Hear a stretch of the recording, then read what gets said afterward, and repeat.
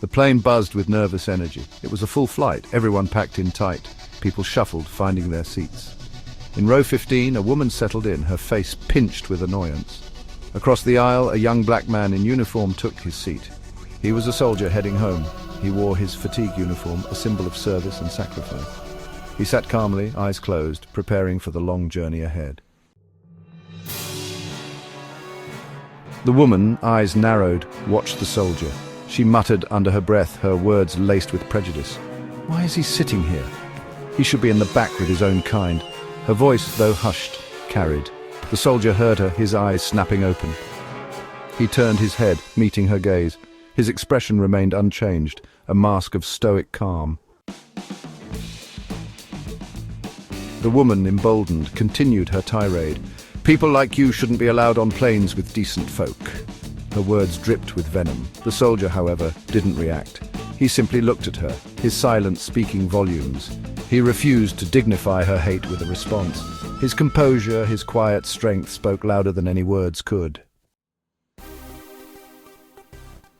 Around them, the other passengers shifted uncomfortably. They had heard the woman's hateful words. Some avoided eye contact, ashamed. Others shot her disapproving glances. The air grew thick with tension.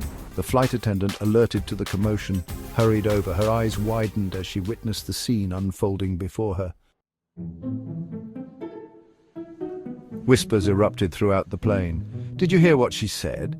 That's disgusting! Someone should say something." A wave of disapproval washed over the woman. She shrank back in her seat, suddenly aware of the eyes upon her. Her face flushed, a mix of anger and shame. She had misjudged the situation, misjudged the people around her. Section 6. A change of heart.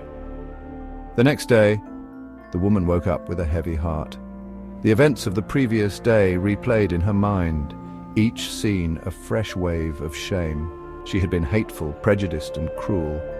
The soldier's calm dignity haunted her. He had shown her more grace than she deserved. Her own behavior disgusted her.